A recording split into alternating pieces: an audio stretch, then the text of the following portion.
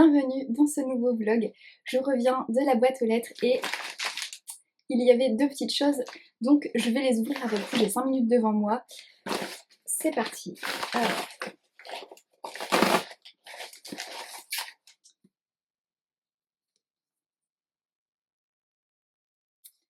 Alors, message d'âme.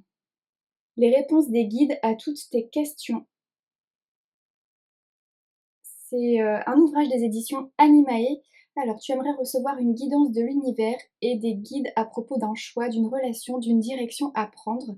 Ferme les yeux et demande à tes guides de t'aider. Choisis au hasard une ou plusieurs pages, les guides t'ont donné la réponse.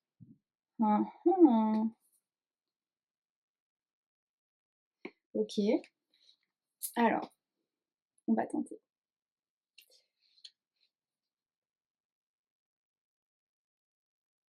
Des portes s'ouvrent et de belles choses sont en chemin. Cool. Bon, bah j'aime bien. En fait, c'est hyper facile à utiliser ce genre de choses. T'as juste à, voilà, à penser à quelque chose et hop, tu choisis ta page au feeling. Je trouve ça très sympa, ce concept-là. J'aime beaucoup.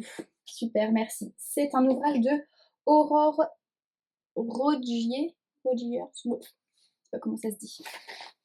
Cool, merci. Et le deuxième paquet. Qu'est-ce que c'est que ça ?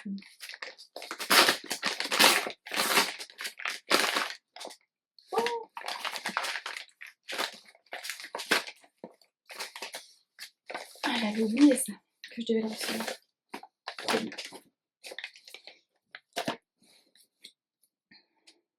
Il est dans mon planning de juin.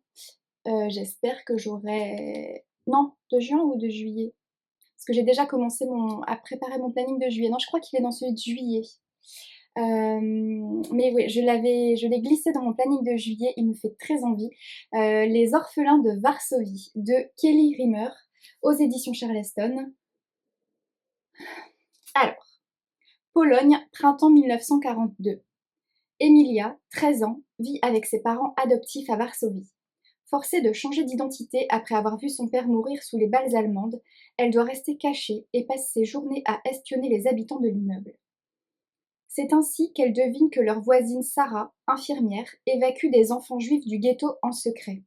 Malgré le danger, Emilia insiste pour l'accompagner et découvre derrière les murs du ghetto un tout nouveau visage de la guerre. C'est là qu'elle se lie d'amitié avec Roman, un adolescent qui lutte pour aider sa famille à survivre. Mais un jour, les parents de Roman sont confrontés à un choix terrible. Confier leur dernier-né âgé de quelques mois à peine aux soins d'inconnus pour la sauver du ghetto ou la voir mourir. Un choix qui fera basculer leur destin à tous.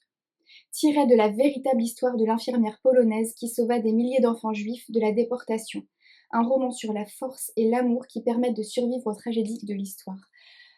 J'ai envie de le commencer tout de suite. Ça me fait super envie. Déjà, c'est une période de l'histoire qui...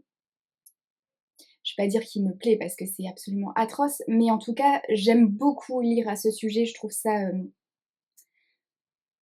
que cette partie de l'histoire est terrible et fascinante et elle me bouleverse en fait à chaque fois. Toutes les histoires qui concernent cette période-là et en particulier,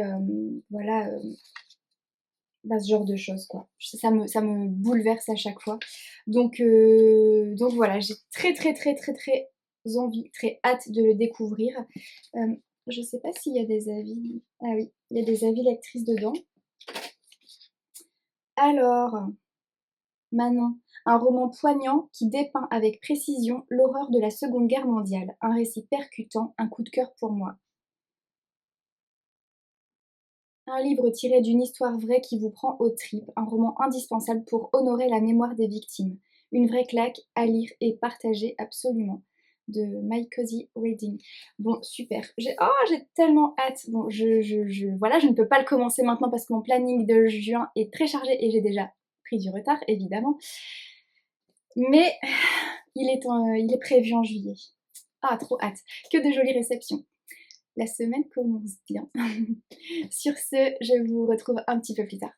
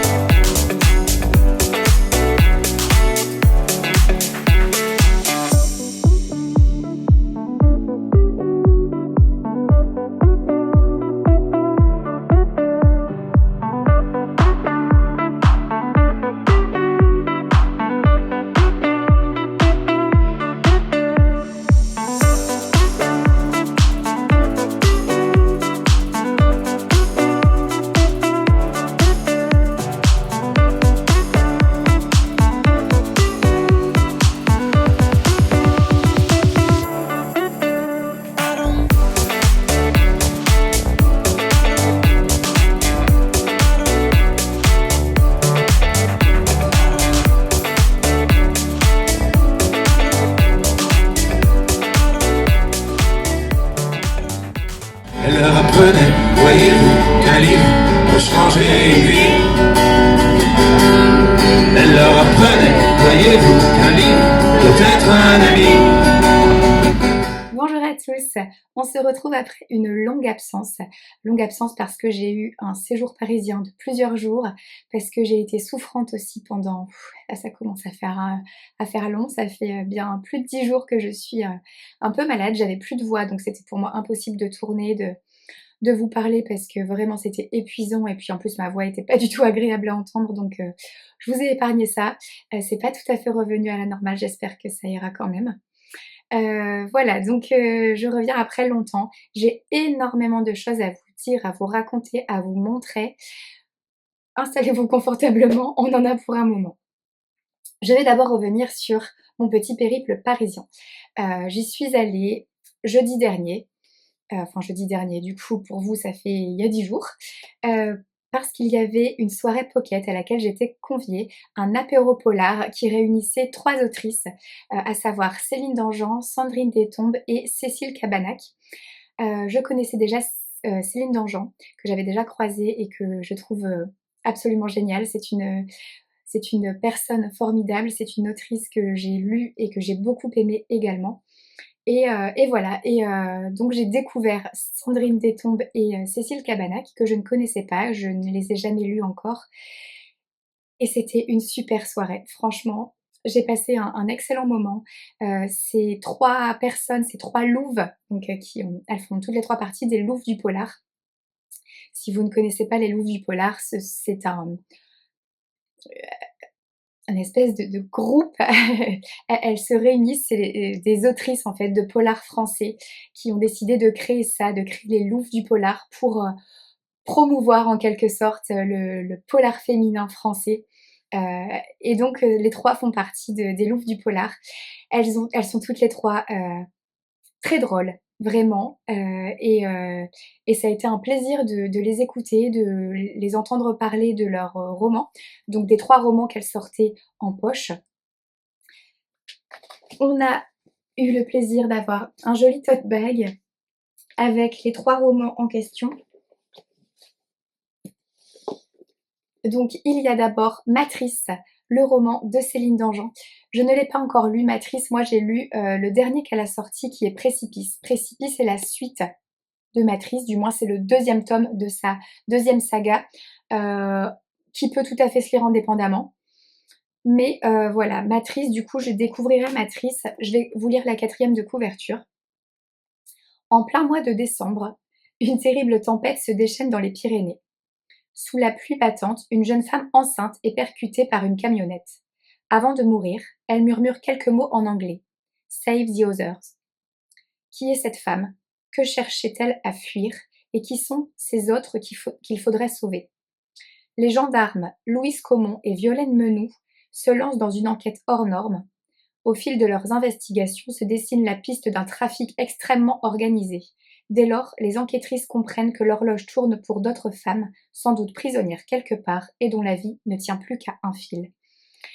Ça a l'air génial. Céline Dangean, en fait, quand elle écrit, elle part toujours d'un sujet, d'une thématique qui lui tient à cœur et qu'elle veut explorer, et elle crée un roman, une enquête autour de ça.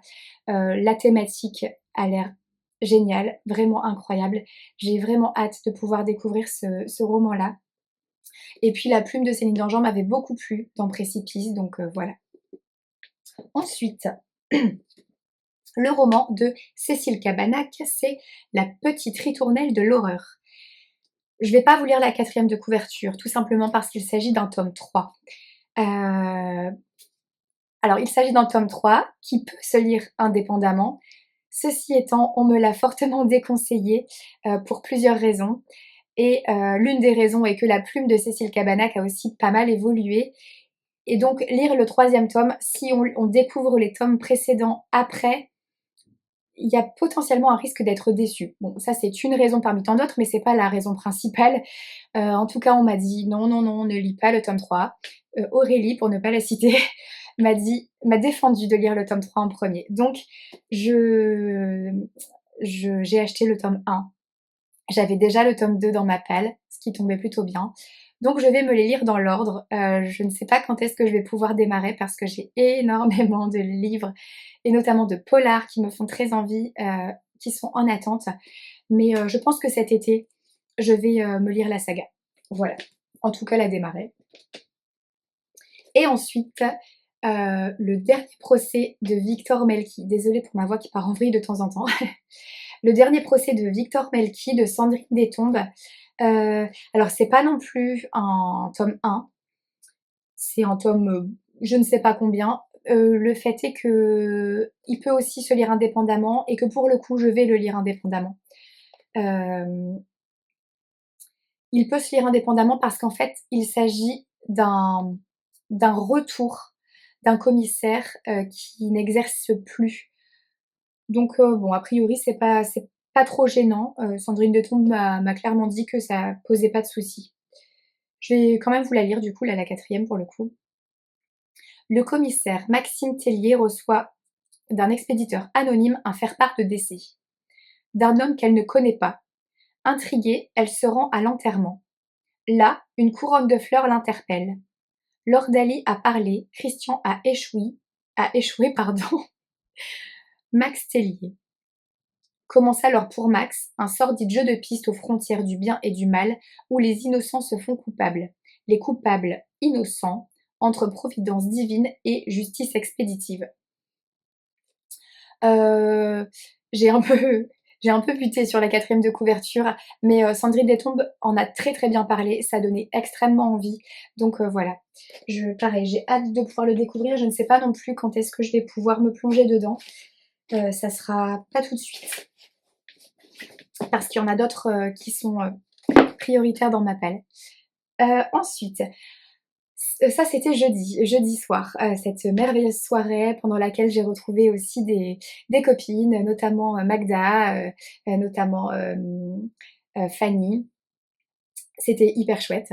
Je suis rentrée et là j'ai commencé à perdre ma voix. J'étais déjà souffrante depuis quelques jours avec une angine et compagnie, et je crois que la clim et tout ça, ça m'a achevée. Donc j'ai passé une nuit terrible. Bref, le vendredi, j'étais HS, je me suis reposée et puis le samedi, il y avait, Saint-Maur. Saint-Maur donc initialement Saint-Maur-en-Poche qui a été annulé. Ils en ont quand même, finalement fait une version réduite, avec une bonne cinquantaine d'auteurs invités sur le week-end. Donc j'y suis allée samedi matin et j'y suis retournée dimanche matin. J'ai croisé, pas mal d'auteurs. Ça a été un immense plaisir de les voir, de les croiser, de discuter avec eux, d'échanger. Ça a été un plaisir aussi d'échanger avec, des lecteurs, avec des personnes comme ça qui étaient présentes, sur ce salon et je suis revenue avec pas mal de bricoles. J'ai dépensé des sous. Alors, je vous montre tout ça. Le premier jour, samedi, on va faire dans l'ordre. Alors, samedi, donc je suis allée dire bonjour à quelques personnes, quelques auteurs par-ci par-là. Je ne vais pas tous les citer parce que je risquerais d'en oublier et voilà. Et j'ai acheté, du coup, le premier tome de la saga de Cécile Cabannac, Des poignards dans les sourires. Donc je vais vous lire vu que c'est le premier tome, ça tombe parfaitement bien. Catherine Renon n'a plus vu son mari François depuis des jours et ne semble pas s'en émouvoir. Dans ce coin d'Auvergne où les rumeurs blessent et tuent, pas question de prêter le flanc à la calomnie. Et surtout pas à sa belle-mère qui voue à son fils un culte tout en démesure. Virginie Sevran et Pierre Biolay, du SRPJ de Clermont-Ferrand, ont été appelés pour constater la présence d'un corps démembré et en partie brûlé au col des Goules. C'est la première enquête de Virginie depuis qu'elle a quitté le quai des Orfèvres pour la province. Quant à Pierre, il observe sa nouvelle coéquipière d'un œil à la fois bienveillant et inquiet. Qu'est-elle venue chercher ? Quand l'enquête met un nom sur ce corps, celui de François Renon, les questions les plus folles surgissent, avec une seule certitude. Tous les meurtriers possibles de ce fils de bonne famille sont autant de facettes d'une victime annoncée. Ça a l'air sympa, ça a l'air riche en rebondissements. Voilà, j'ai hâte.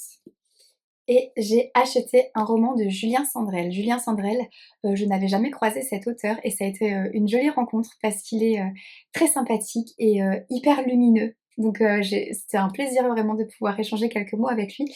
J'ai donc acheté Merci Gradier, thank you. Je vous lis ça. Gina, charmante vieille dame d'origine italienne qui mène une existence modeste à Paris, a un péché mignon que tout le monde ignore. Elle va chaque mois jouer aux machines à sous. Et voilà qu'un jour, elle gagne. Aussitôt, Gina prend une folle décision. Cet argent, elle va le partager avec chacune des personnes qui ont joué un rôle dans sa vie et qu'elle n'a jamais pu remercier. Alors, sans rien révéler à quiconque de son gain ni de ses intentions, Gina s'envole sur les traces de son passé.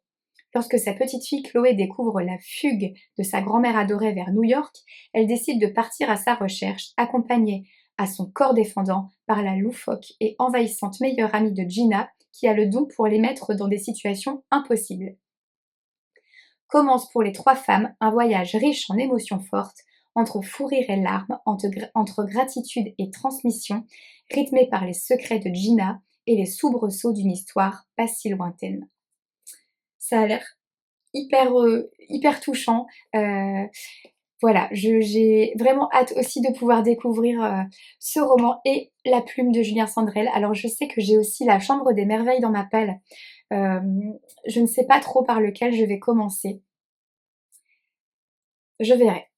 Voilà, mais Julien Sandrel, très jolie rencontre. Et donc, en passant à la caisse, j'ai eu ce petit roman offert, Des fleurs et des épines de Valérie Gans, je ne sais pas comment ça se dit. Désolée, je vais vous lire aussi.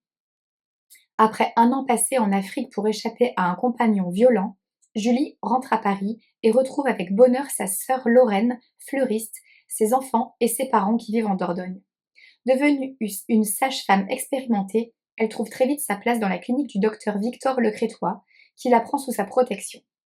Sa rencontre avec Sophie, une amie de son neveu Bastien, mère porteuse pour financer ses études, va troubler son fragile équilibre. L'amour de Victor, de 25 ans, son aîné, suffira-t-il à lui redonner confiance ? Pourra-t-elle aider Sophie dans le dilemme de la gestation pour autrui ? Dans ce roman très actuel, Valérie Gans met en scène avec tendresse des hommes et des femmes d'aujourd'hui, en route pour ce qu'ils croient être le bonheur. Pourquoi pas? Ça a l'air sympa. Clairement, par contre, il est pas du tout, ma priorité. Donc voilà, il va atterrir dans ma balle, dans ma bibliothèque à lire et je ne sais pas quand je l'en ressortirai, si je l'en ressors un jour. Après, ça a l'air d'être une histoire, assez sympathique, hein, donc pourquoi pas, mais je ne sais pas quand. Donc ça, c'était mes achats du samedi. Et le dimanche, j'y suis retournée et là, je me suis un peu tâchée.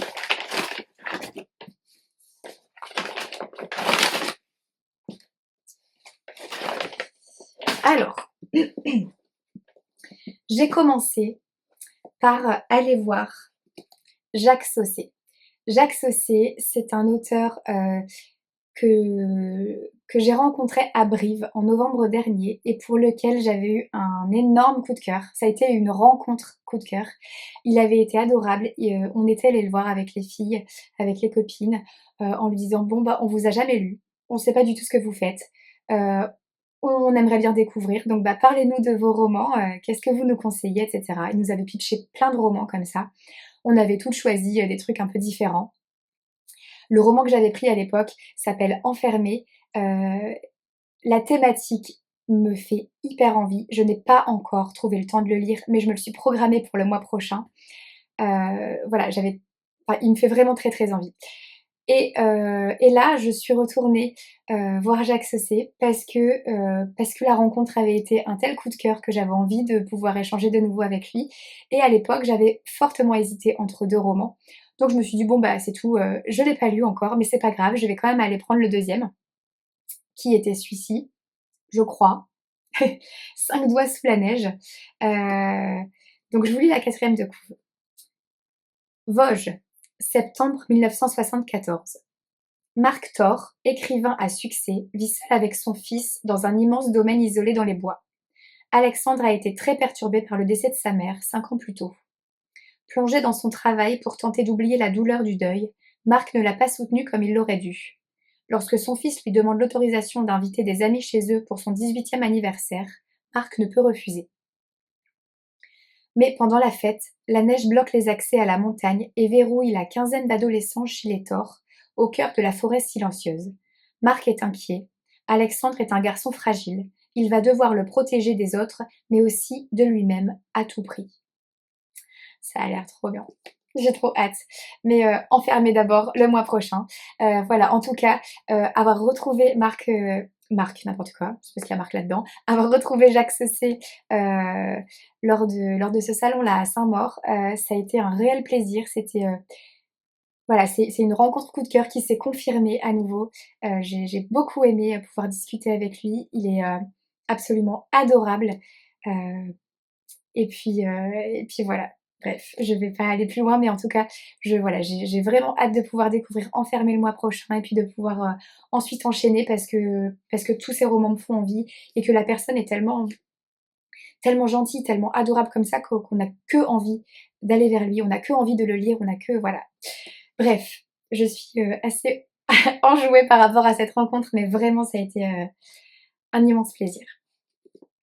Ensuite, je suis allée faire un coucou à Olivier Ball. Olivier Ball, j'ai lu Roche de sang qui est sorti très, très récemment là. J'ai beaucoup aimé Roche de sang qui se passe dans l'arrière-pays corse, entre autres. Et donc j'avais envie de pouvoir découvrir autre chose de Olivier. Donc il m'a conseillé l'affaire Clara Miller. Je vous lis. Son cadavre est remonté, comme celui d'autres femmes, à la surface de l'eau. 6 au total. Là-bas, dans les forêts du New Hampshire, ce lieu maudit porte un nom, le lac aux suicidés. Clara Miller était journaliste, comme Paul Green, le reporter qui débarque sur l'affaire. Il avait connu Clara étudiante et ne croit pas un instant à la thèse du suicide. Un homme l'intrigue, Mike Stills, l'immense rockstar qui vit retranché à quelques kilomètres de là, entouré d'une poignée de fidèles prêts à tout pour défendre son intimité, dans un manoir transformé en forteresse. Mais Paul, lui, a tout son temps. Dans sa vieille Ford déglinguée, il tourne inlassablement autour du domaine. avec cette question: et si du manoir, la route menait directement au lac? Voilà, l'affaire Clara Miller, je ne sais pas quand est-ce que je vais pouvoir me le glisser, mais probablement cet été. Ensuite, je suis allée faire un coucou à Mathieu Le Cerf. Ça, c'est le tome 2. J'avais acheté le tome 1 à Mulhouse. Je n'ai pas encore eu le temps de le lire, mais je me suis dit, bon, allez, je saute sur l'occasion. Mathieu est là. Je vais acheter le tome 2, je vais le faire dédicacer, et puis voilà, puis j'aurai plus qu'à enchaîner. Je vais pas vous lire la 4e de couve parce que c'est un tome 2. Il a un peu morflé. Il est un peu abîmé. Je vais le glisser en dessous d'une pile de bouquins pour lui faire reprendre sa forme. Ensuite, je suis allée voir R.J. Ellory. R.J. Ellory, c'est pareil, je l'ai rencontré, entre guillemets, à Mulhouse. Disons que je l'ai rencontré sans le rencontrer, je l'ai croisé. J'avais renversé mon sac à main à Mulhouse. Il était passé à côté de moi à ce moment-là, il m'avait aidé à tout ramasser. Trop gentil. Mais je n'avais jamais particulièrement échangé avec lui. Après, je l'ai croisé sur d'autres salons de loin, comme ça. Alors, on se faisait des coucous comme ça, mais on n'avait jamais échangé quelques mots. Et là, il était là. Je me suis dit, bon, allez, c'est l'occasion. Je vais aller voir R.J. Ellory. Je ne savais pas quoi prendre parce que je ne l'ai jamais lu. Il m'a conseillé Seul le silence. Le fait est que Seul le silence, je l'ai déjà dans ma palle. Donc il comprenait pas. Il me dit, mais pourquoi est-ce que tu veux prendre un autre livre alors que tu en as déjà un chez toi? Parce qu'il n'est pas dédicacé et que là, du coup... Donc il m'a conseillé celui-ci, Les Assassins, qui est apparemment plus un thriller psychologique, d'après ce que j'en ai compris. Donc voilà, donc il me l'a dédicacé, tout en me disant que si la prochaine fois on se recroise lors d'un salon et que je ne l'ai pas encore lu, soit celui-là, soit celui que j'ai déjà, il me parle pas. Voilà. Je vais vous lire la 4e de couve de celui-ci. New York, 2006. 4 homicides sont commis en 15 jours, selon des modes opératoires très différents. Seul John Costello, documentaliste au New York City Herald, inépuisable sur les tueurs en série, voit un lien entre eux. Il a en effet découvert que chacun des meurtres a été perpétré à une date anniversaire, chaque fois celle d'un célèbre crime exécuté par un serial killer, d'après une procédure rigoureusement identique. Épaulé par Ray Irving, inspecteur au NYPD, et Karen Langley, journaliste au City Herald, John va se livrer à la traque de cet assassin très particulier. Voilà. Je ne sais pas encore si je lirai Seul le silence en premier ou si je lirai celui-ci en premier. Je ne sais pas, je verrai. Mais en tout cas, j'ai vraiment très très envie de découvrir la plume de R.J. Ellory. Donc voilà. Et j'ai eu des petits cadeaux en passant à la caisse. Un petit carnet avec des lignes dedans. Et une gourde. Une gourde j'ai lu. Fini le vague à l'âme avec j'ai lu. Voilà. Bon, ça se prend. Toujours agréable d'avoir des petits cadeaux quand on passe à la caisse. Voilà, donc ça c'était pour le salon de Saint-Maur. Ensuite, samedi après-midi, comme si c'était pas suffisant avec le salon de Saint-Maur, j'ai eu envie d'aller chez Bookoff. Parce qu'un passage à Paris sans passer chez Bookoff, c'est pas un vrai passage à Paris. Donc, ouah, je me suis fait une tendinite. J'ai très très très mal. Donc porter du lourd là, c'est pas une bonne idée. Voilà, il est bien rempli. J'ai complètement craqué. Alors, que du HarperCollins. Là, c'est 4 HarperCollins.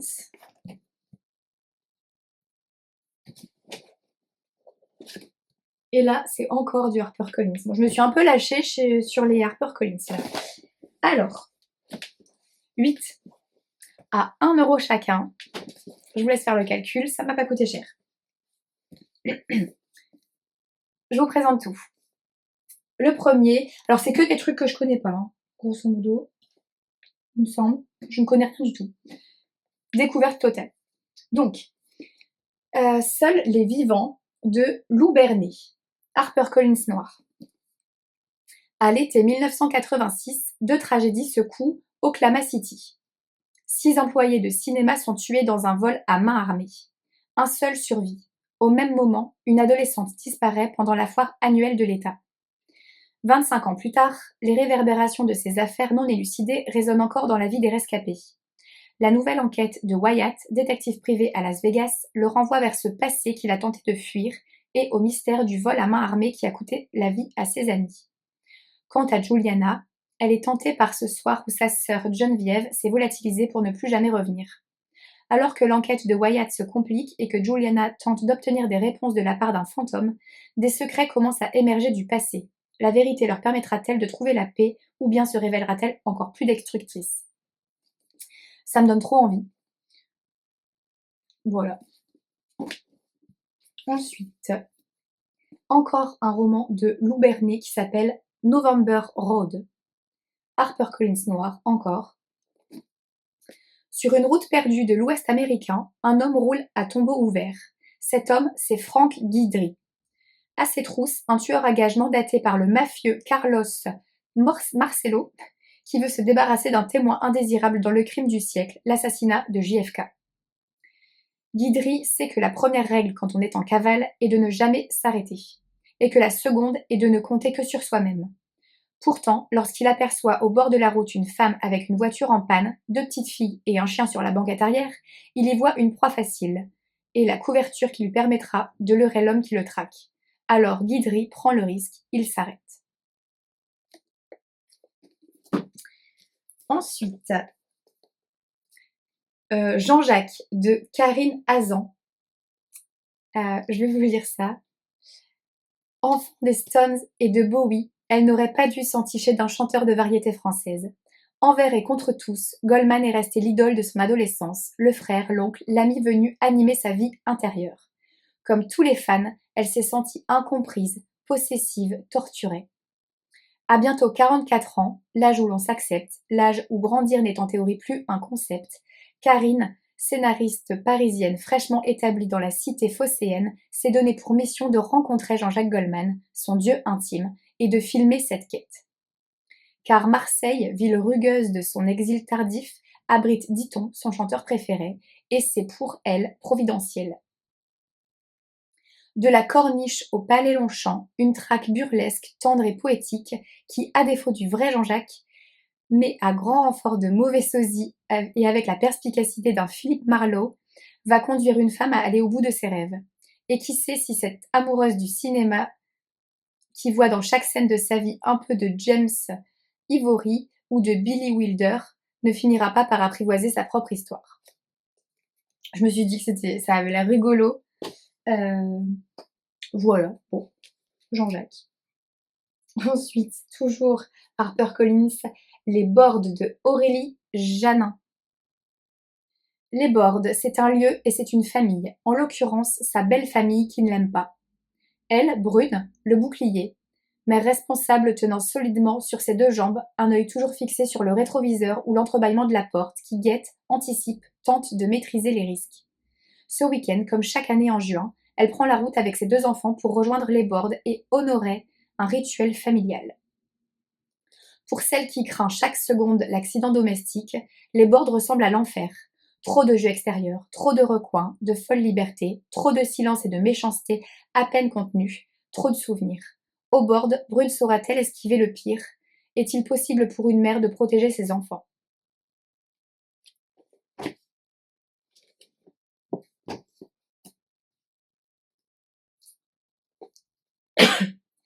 La force décuplée des perdants de Nicolas Malesky. Bienvenue à Carsonville. Ses brasseries, ses montagnes, son lac, son tournoi de tennis annuel. Dans cet écrin que personne n'imaginerait quitter, les ambitieux font la course à la réussite et au faux semblant. Jeff Cannon n'est pas de cette écurie gagnante. Ancienne gloire du hockey reconverti en plombier dilettante, il semble s'intéresser plus à la vie de ses copains qu'à la sienne. Pour oublier la femme qu'il aime, il dessine de son balcon le tableau parfait de sa ville jusqu'au plus infime détail. Nuisible parmi les prédateurs et bientôt remercié par ses patrons, Jeff compte les trains qu'il n'a pas osé prendre. Mais il se pourrait que cet animal sans pédigré, qui s'est toujours défié des voies rectilignes, se décide à trouver un second souffle.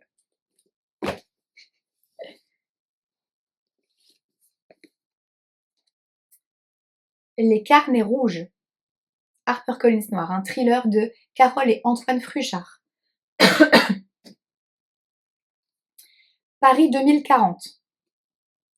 Simon Dalma travaille dans un grand laboratoire sur un projet ultra confidentiel qui pourrait changer l'équilibre du monde et avoir des conséquences capitales sur son entourage, à commencer par sa fiancée, hospitalisée dans un état grave. Ce jeune scientifique au passé chaotique et violent est prêt à tout pour faire avancer ses recherches tout en essayant de lutter contre ses vieux démons. Mais de Londres à Paris, en passant par Marseille et la Centrafrique, Simon se retrouve au cœur d'un environnement qui déraille. Qui sont ces personnes qu'il semble le connaître? Pourquoi n'a-t-il aucun souvenir de son enfance? Que renferment ces mystérieux carnets rouges? Ce thriller est une course contre le temps, une folle aventure humaine jusqu'à une révélation finale stupéfiante. Ça me donne envie. Ensuite, je poursuis. Hop. Le jour du chien de Patrick Bowen aux éditions Albin Michel. Les ténèbres sont mon domaine. Le métro, ma cité des morts. La souffrance de mes victimes, mon plaisir. Je suis le chien. Inquisiteur ou guerrier saint, comme vous voudrez, Dieu est avec moi. Jean, je croyais l'avoir tuée. C'était il y a 3 ans, déchiquetée par les roues du métro. Et voilà qu'elle me menace. Je dois la retrouver avant que Kovac ne le fasse, et ce jour-là signera l'apogée du mal. Sur les traces d'un tueur psychopathe dans un Paris souterrain plus hallucinant que l'enfer, le nouveau thriller de Patrick Bowen, un des maîtres du genre depuis L'œil de Ken. Je ne connais pas Patrick Bowen, je ne l'ai jamais lu, mais voilà, ça m'a intriguée. Et enfin, Anne Rule, je sais pas, Jusqu'à ton dernier souffle. C'est un thriller également. Alors là, franchement, le bandeau, c'est le bandeau de la mort celui-là. Hein.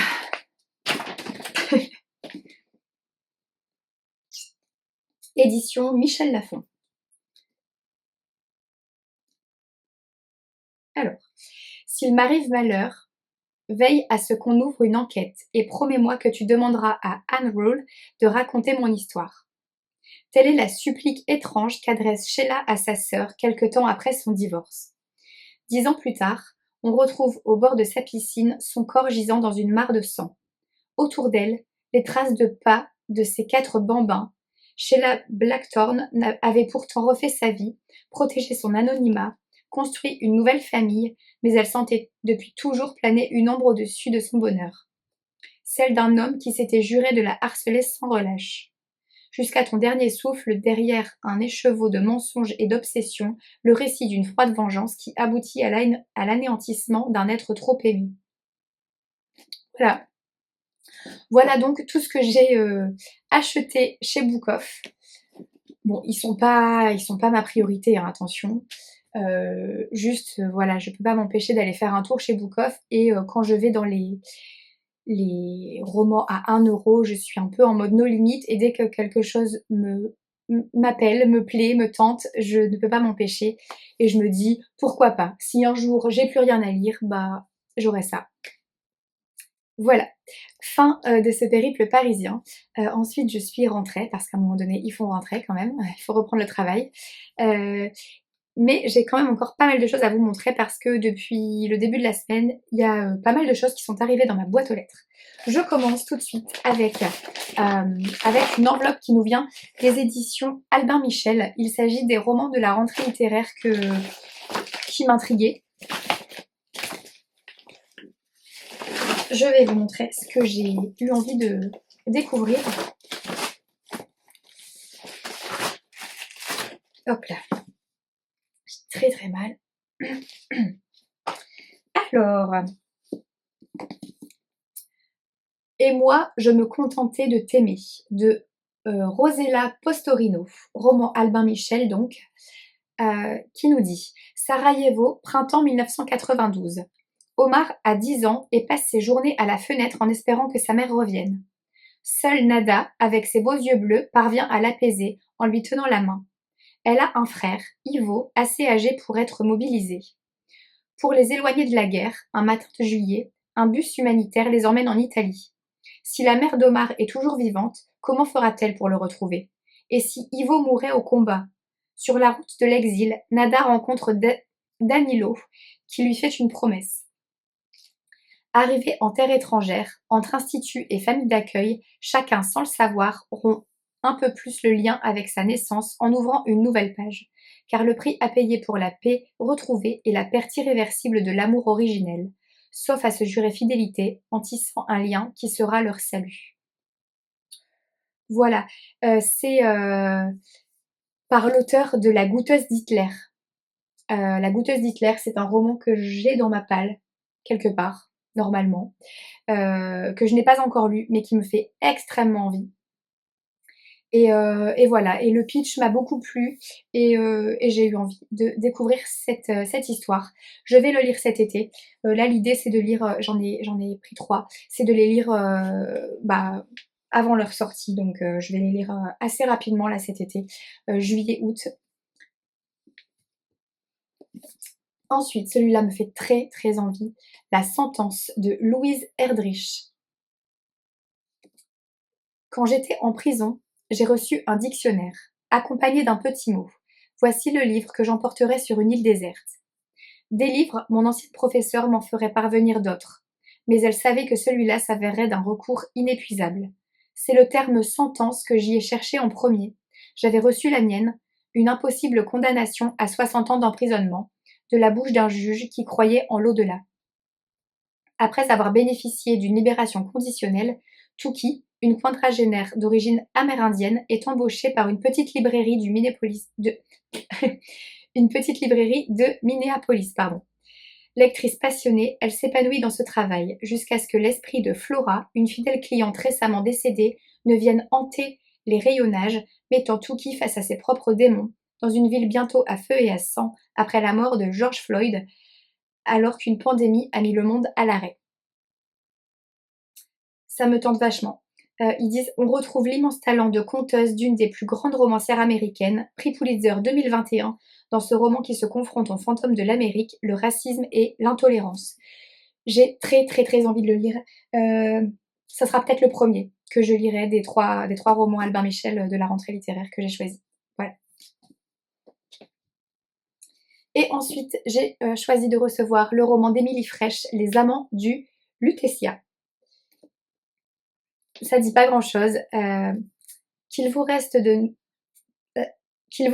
nous notre amour infini de la vie, de sa beauté et de sa légèreté, et que du fin fond de notre sommeil éternel, vous nous entendiez rire encore, rire, chanter, danser et célébrer la vie, nous l'avons tant aimée.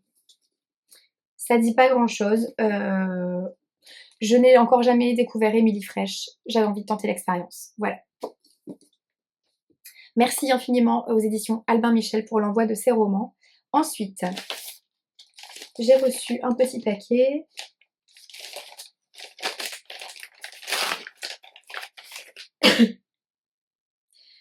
De la part de Sandy Tatou. Alors, ça s'appelle Prière moderne, pour apprendre à prier pour soi, pour les autres et réaliser vos souhaits. Et si tous vos souhaits pouvaient se réaliser grâce à une prière?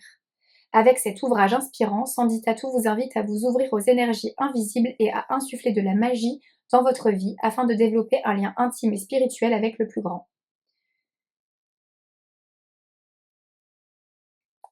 Voilà, d'accord.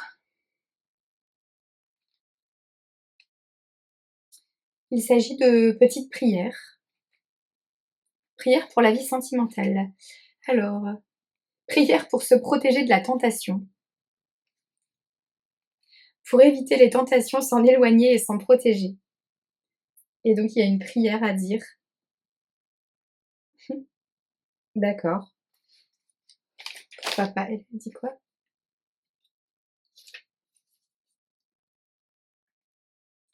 Alors, un livre et un oracle. Prière moderne est un outil innovant pour inviter les personnes à découvrir les bienfaits du concept de la prière sans avoir spécialement besoin d'être croyant. Que ce soit pour obtenir un vœu ou un souhait, mais aussi pour prier pour quelqu'un d'autre, ce petit livre est vraiment un super outil pour donner de la réalité aux intentions d'énergie positive invisible.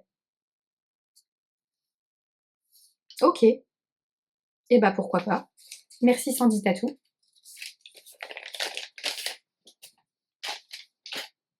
Ensuite,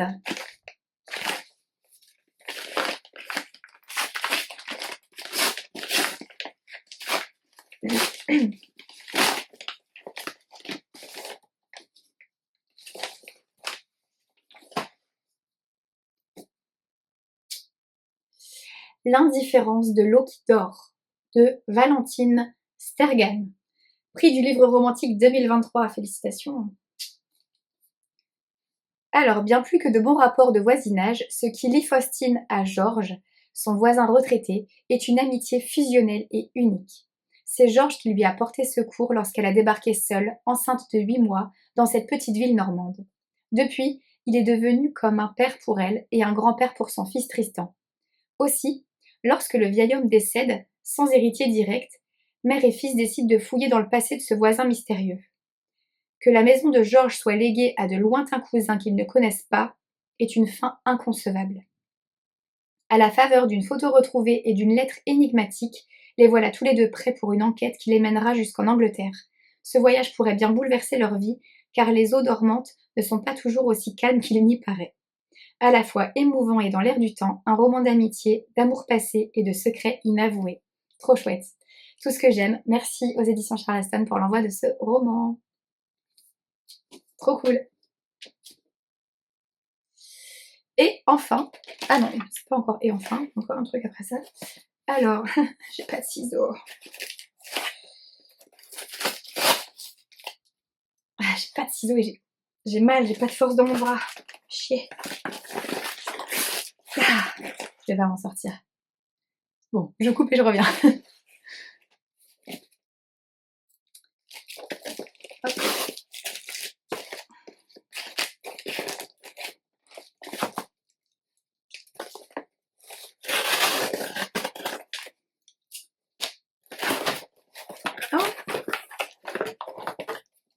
C'est un oracle qui nous vient des éditions Animae. Ah oui. Les secrets de ton avenir de Lorraine Fantino et Cindy Blanchot. Je savais qu'on allait le recevoir parce qu'il y a une gardienne le duc, gardienne Animae maintenant, dans les créatrices de cet oracle. Alors,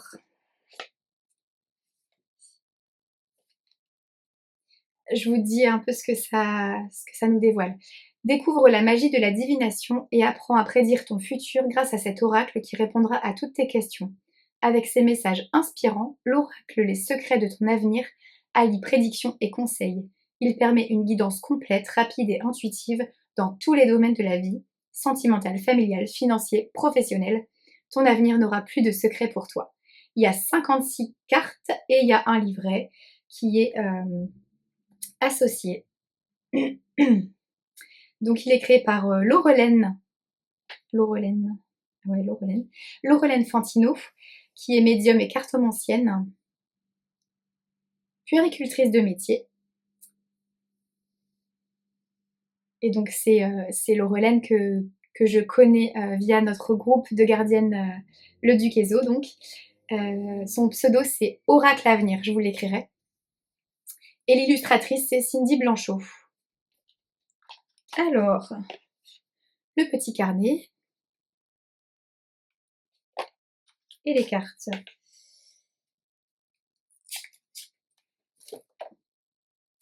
Oh, ah oui, il va falloir les décoller. Je vais peut-être pas faire un tirage. J'aime bien quand je leur reçois mélangé et faire un tirage, mais là, elles collent vachement. C'est tout collé. Donc, ça va être compliqué. Mais alors, je vous montre un peu. Donc, le dos des cartes est comme ça.